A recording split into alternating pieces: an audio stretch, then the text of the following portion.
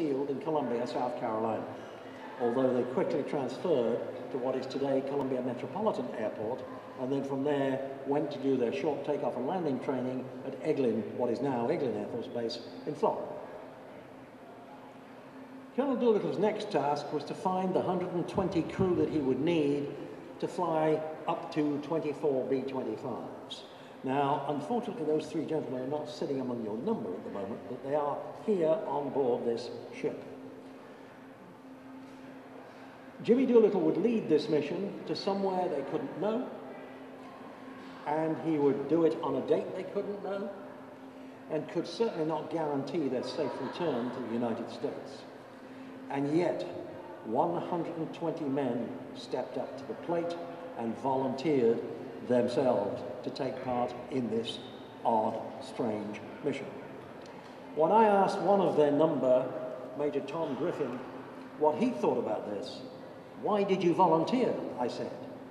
And his response was crisp and clear and immediate. He said, Jimmy Doolittle was the world's leading aviator of his time. He was somewhat older than we were. He had a great deal more experience than we had. Why wouldn't we follow him? Nothing was going to happen to us. There's your answer. Now, Stockton Field is interesting here because Stockton Field was an airfield, it still exists, where the 11 of the Raider pilots did their advanced flying training. Now, this is particularly interesting because the 17th Bombardment Group was the group which was chosen to provide aircraft and crews. As it happened, 16 aircraft would take off from the USS Hornet. 11 of those pilots already knew each other, already knew the value of teamwork, and therefore that made, I think, a significant advantage to the value of this raid. Preparing the aircraft for the mission was a massive task. You've heard also today from his granddaughter that Colonel Doolittle was a Doctor of Science in Aeronautical Engineering from Massachusetts Institute of Technology. What she did not tell you was that Jimmy Doolittle was the first Doctor of Science in Aeronautical Engineering from MIT. And he now had to find a way of getting 2,000 pounds of bombs into an airplane, 1,200 gallons of fuel, much lower weight, and get his airplanes to Japan and then on to China. It was a massive task. One of the things that they did, and you can see there, is a collapsible fuel cell. He persuaded Goodyear Tire and Rubber Company, who made blimps. Anybody heard of blimps? Well, they were made of fuel-proof, canvas-coated rubber. And Jimmy Doolittle persuaded Goodyear to make him a fuel cell that was collapsible as it emptied and therefore could be ejected if necessary when the airplane was on its way. Those fuel cells carried an extra 65 gallons spread across the bomb bay. There was also an internal fuel tank added at the front of the bomb bay, which carried another 200 gallons, and that provided space just about for 4 250-pound bombs. Sorry, 4 500-pound bombs. The next thing was the bomb sight. The B-25 was equipped with the Norden bomb sight, which at that time was the most advanced bomb sight in existence, either in Britain or in the United States. In fact, it's interesting to know that the Royal Air Force bought about 10,000 of these things to put into their bombers because it worked. But it was heavy, and it was top secret, and they didn't want the Japanese to get hold of this thing. So Ross Greening, one of the team, came up with this. This little device was called the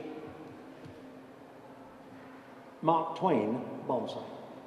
Called Mark Twain because in the original concept of this device, it was actually used, or something similar to it was used, to run a drag line behind a paddle steamer to check the water depth as a boat was coming into dock up and down the Mississippi. Isn't that amazing? And Ross Greening came up with this thing. It's graded in 5-degree increments from 0 to 90. And then at the other end, there is a rotating arm, which has at one end a point and at the other end a V. The bombardier could look down the V to the point, position his bomb target, and let his bombs go. interestingly, nobody missed a target. As aircraft became ready for use, the training program began from Eglin Field in Florida. Now it was joined by Navy pilot Lieutenant Henry Miller. And for the operation, the tasks included engine retuning, which was supervised exclusively by Jimmy Doolittle, flying over water, which was also supervised by Jimmy Doolittle, 500-foot carrier takeoffs, and astronavigation. Those things were organized by Henry Miller. So the division of task was pretty well 50-50. Meanwhile, the USS Hornet was passing through the Panama Canal, aiming for its collection point at San Diego to pick up its air group. It picked up its air group, but instead of going out into the Pacific, it was then diverted to Alameda across the bay from San Francisco. The aircraft went to McClellan Field, and again, you've heard something about this morning. When they got to McClellan Field, one aircraft was being tuned by the civilian technicians that were on board at McClellan. They worked to the book. One of them found that this particular engine wasn't running as he thought it should, so he did no more than remove the jets from the carburetors and replace them with standard jets. Result, he had his engines running to standard, but it wasn't running to the way that Jimmy Doolittle wanted them. Jimmy Doolittle had personally selected the carburetor jets for these engines and decided how they should run so that he got a relatively low cruise speed to get to the target area, could go to maximum throttle and strike the target area, then back to low cruise speed to get to China. He had to use his fuel to the maximum possible benefit, and this was the way he did it. But one aeroplane didn't actually get that benefit. The Hornet left San Francisco Bay on the 2nd of April. And Doolittle's team had worked up to readiness in just 10 weeks from absolute scratch. I wonder if we could do that today. Takeoff was planned for the evening of the 19th of April. The objective was to fly overnight towards Japan, strike the targets, get out of Japanese airspace, and land in China in daylight. It didn't happen that way because they reckoned without the Japanese lighter Nitomaru, which spotted them and almost certainly transmitted a radio signal to Tokyo. So the USS Northampton was given the task of sinking this Nitomaru, and 15 6-inch shells later, it finally went down. Somebody said at the time that it might have been quicker to have rammed it. So we hit decision time. And unfortunately, the decision wasn't perhaps exactly what everybody might have wanted. Task Force 16 was commanded by Vice Admiral Bull Halsey. And he looked at the situation and said, "I'm sorry, guys, but you've got to get those B-25s off the deck of Hornet so I can get the fighter group from under the deck, off the hangar deck, onto the flight deck." And so the Raiders had to go so that the task force could get itself out of harm's way.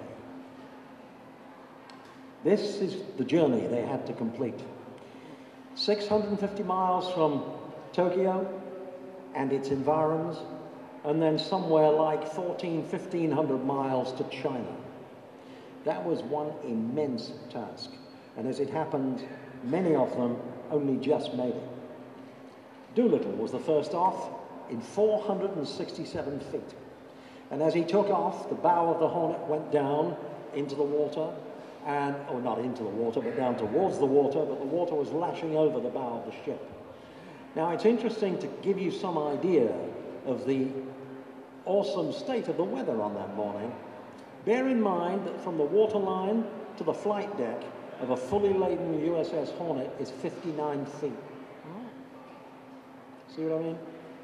The bow of that ship was underwater at times. That's the kind of weather these men were flying against. 16 aircraft then were now about to write history, real history.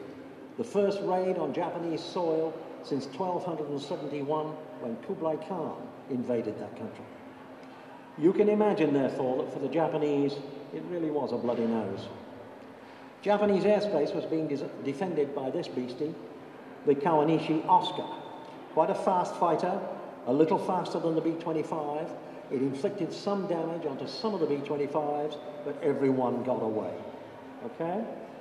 And here in East China is where they ditched or crash landed. You've heard about this morning, and the point to tell you here is that 10 of these aircraft could actually have landed at Quchao if the radio beacon that had been intended to be placed there had been there to guide them in. But it wasn't, because the aircraft carrying it was shot down. And again this morning, some of you will have heard that only 5 people in China knew that this raid was taking place. So there was no opportunity of getting another radio beacon into place. And Jimmy Doolittle radioed to his crews as they were going towards China and said, "Gentlemen, we're on our own." Radio silence. And that was it. Captain Ted York's aircraft is the one that had its carburetors fiddled with. He wasn't able to get to China, so he went to Vladivostok in Russia and landed there. He and his crew and his airplane were impounded by the Russians and remained in Russian captivity for 13 months. But amazingly, on the 13th month, they found themselves wandering along the Persian border, totally unaccompanied, so they crossed the border, and there they were, free.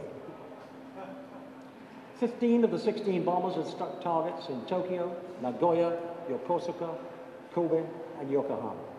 3 men died accidentally. 8 men were captured, and the other 64 had to get home by whatever means they could.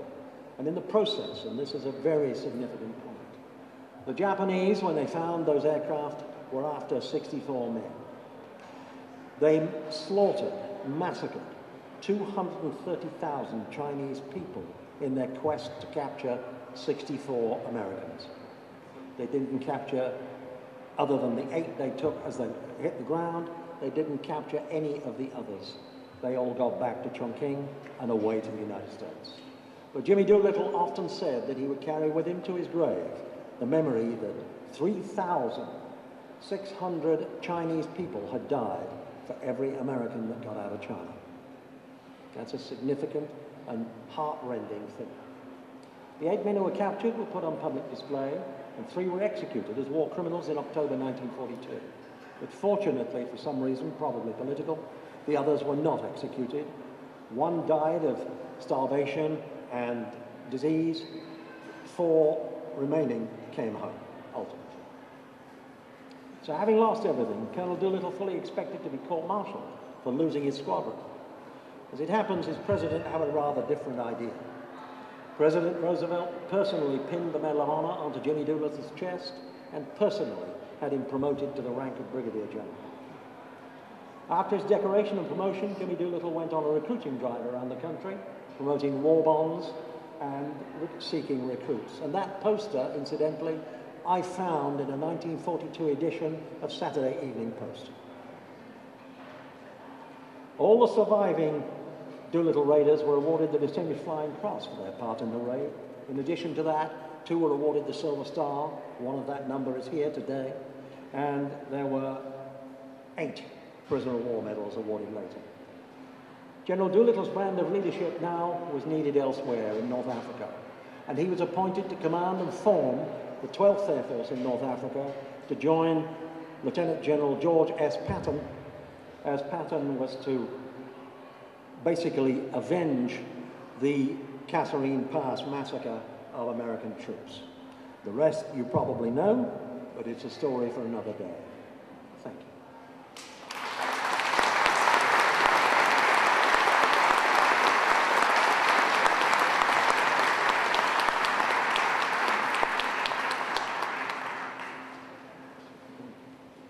Thank you, David. You're welcome. And what we're going to do is set you up over there. Okay. Sign the book. We've got a sign, and hopefully somebody's over there will put a sign up. Yeah. So I'll speak to the public. Do I get to keep this watch? I don't think I want it. $5. Thanks again, David. Very, very nice. Thank you.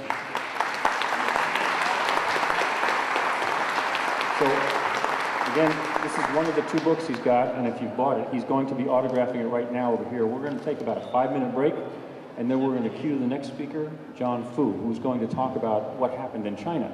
So this kind of, hopefully there's sort of a Mentador madness in these presentations here.